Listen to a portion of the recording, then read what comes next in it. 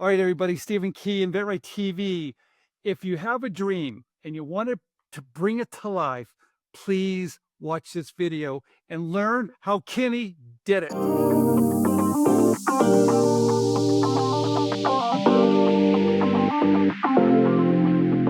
Okay, everybody, this is Stephen Key at InventRight TV. I have a special guest today that's saving lives.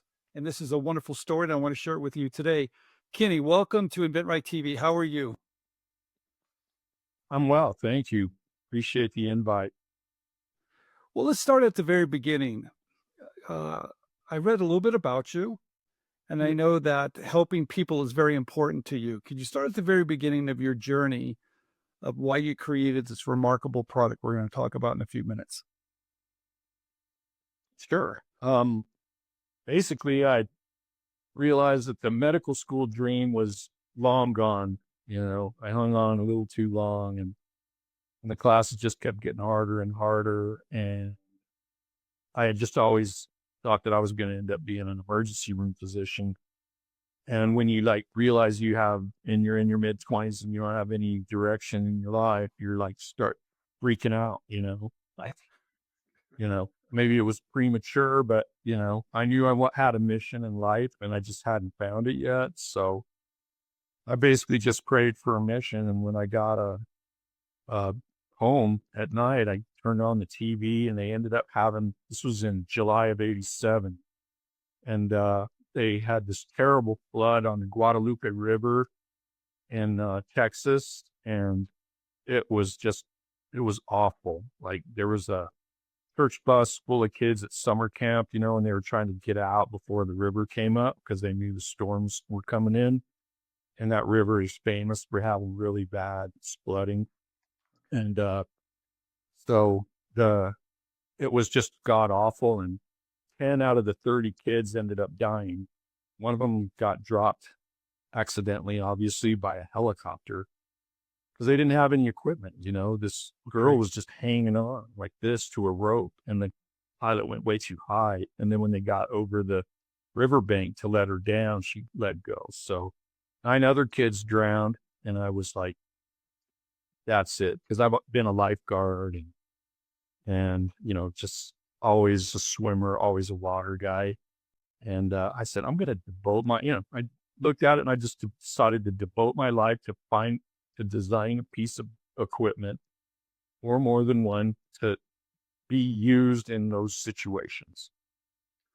All right. So you're a water guy, you're a lifeguard. I know early on in your career, you saved a young boy and you saw how rewarding that was. So you've come up with an idea to save people's lives when they're potentially in a drowning situation. What is it called? What's your product called? It's called the Quick Collar. Okay. And we're going to show a video. Now, that video is fantastic because what's really amazing, I had read where that ring, that ring that everybody's used to, that was invented how many years ago and by who? That was invented in the 1500s by no other than Leonardo da Vinci. It's crazy. That's the market that I entered, not really knowing that, geez, zero innovation, so yeah. And throw bags, which is a part of my device, rope throw bags, the water people will know what I'm talking about. Those are prehistoric. So Okay. that was Mesopotamia. What I'm really curious about, Kenny, is that when I looked at the video and I saw your product, that when it hits the water, it inflates. How'd you come up with that?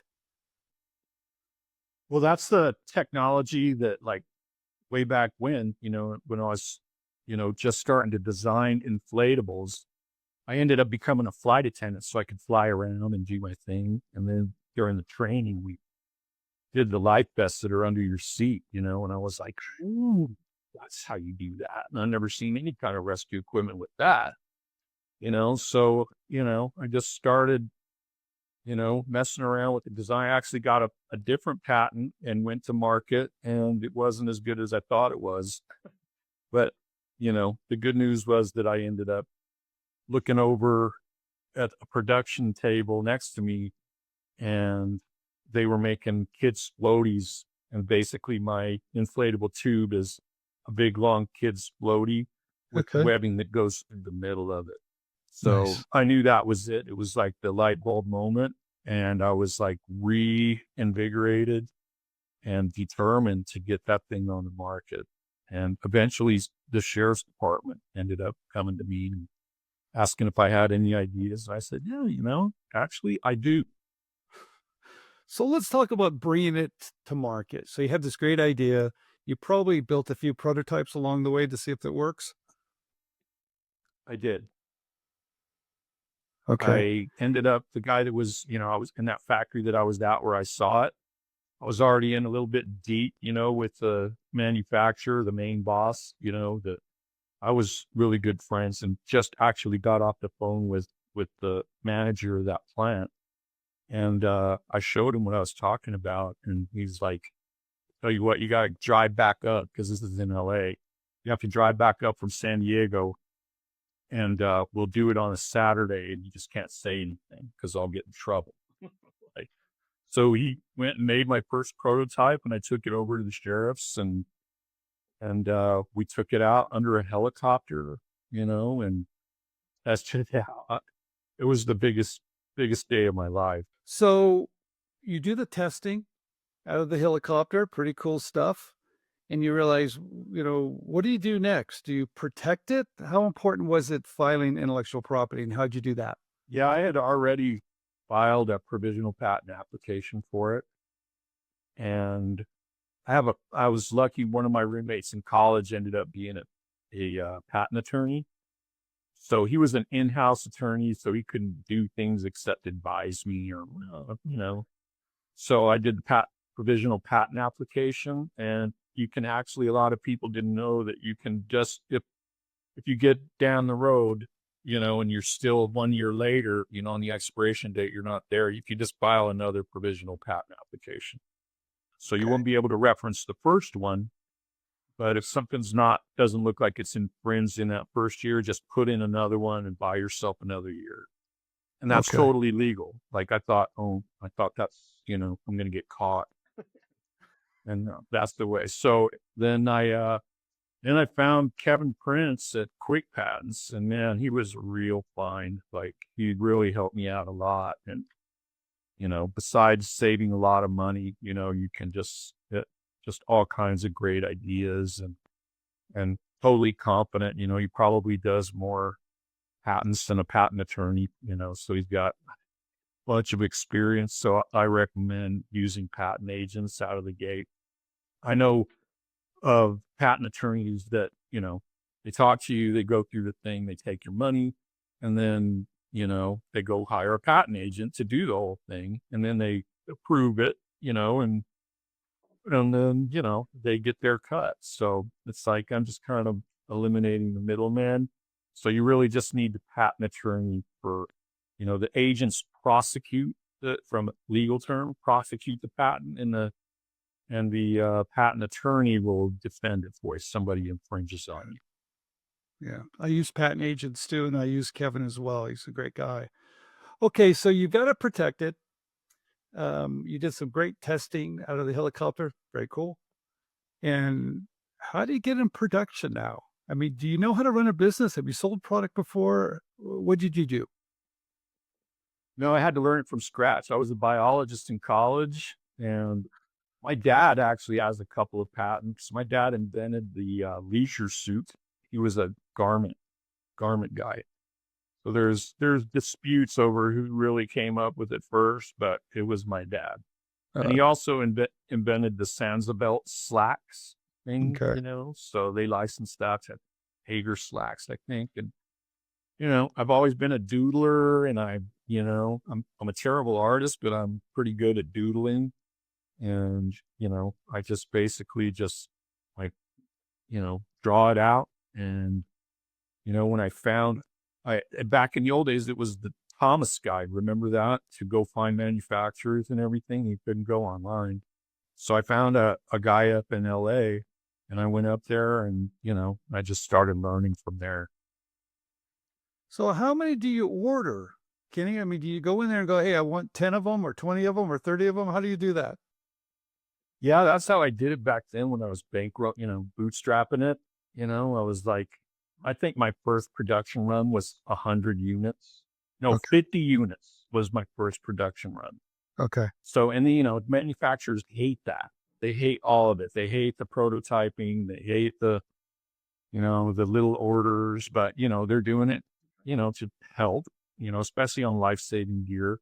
But they never know when it's going to like take off and then things are going to go great. So I suggest that people be really, really calm and patient and thankful to people that are willing to make their prototypes because it's tough to find people that'll do that, especially the right people. Sometimes the people that are on the bottom of the barrel are the ones doing the prototypes, and then you have to go somewhere else to get the manufacturing done, is my experience. That's good advice. Okay.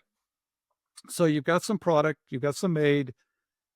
How do you sell it? I mean, who built your great website, by the way, very easy to understand, but how do you start to sell it? Is it something that, I mean, this isn't down at your local Walmart. So how do you sell your? So I had the first 10 that I made was for the helicopters. So they had five, and it's made for the little helicopters that don't have the hoist. So Okay. they got 10 of them, so they would always have a spare.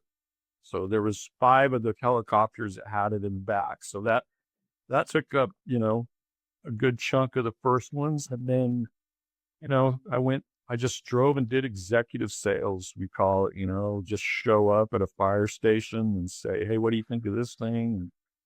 And they're like, wow, that's really cool. And then you just kind of work your way up the ladder from there. And then like the river rescue guys in San Diego were like, that thing's great. Come to find out the helicopter market's not good. There's not that many. It's very difficult. I'm probably the only guy that got something on a helicopter that didn't go through the FAA. So that would add other layers to it, So, I just started talking to the guys and they were like, you know what? You should just sell these things to the cops and the firemen. He said, because we'll keep it in our truck, but we have a certain way of doing things that we've always done them. And when somebody's life is in danger, you're going to go with what you know. And he said that the cops and the firemen are the first ones to every water scene. So then they are supposed to stand there and watch and not get in the water or do anything for safety reasons Okay. until the water rescue team shows up.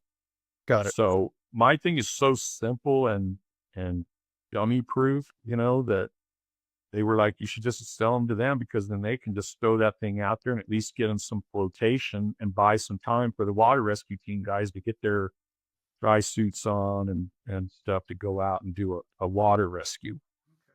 And that's when I was like, whoa, I got a market now, this is insane. So Kenny, how does it feel to be part of the team that's saving people's lives with your product? Oh, it's the best. It's what drives me, I mean, I'd be lying to say the money doesn't, but I was doing it when there was no money to be made. It was the hobby. And then I found a good market. And then I started did everything that I did because I didn't want to go into the corporate world because my dad ended up getting screwed, out of a lot of money. And it killed him, it killed our family, to watch him struggling like that. And I was like, I'm never going to work for anybody ever, So, I was like, yeah, that was a lot harder than it sounded. So I ended up just learning everything, you just do what you can. And, Okay. that's during the technology revolution. So I had to learn as kind of an older guy how to like go through all the Microsoft stuff and learn how to use a computer. And it was a really big job. Things are a lot easier and cheaper now.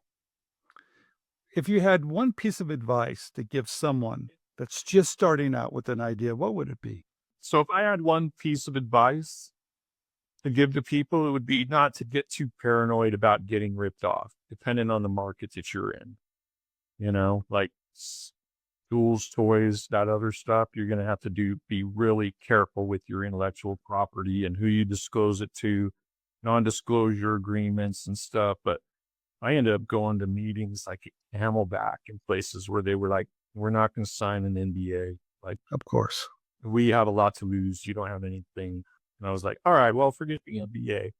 I read a book and he was like, just go, because a lot of people don't wait until your patent issues to go out. Like, don't worry about your patent issuing. Just go and get on the market. And before you do that, do your due diligence on how big your market is and how much of it you think you can get.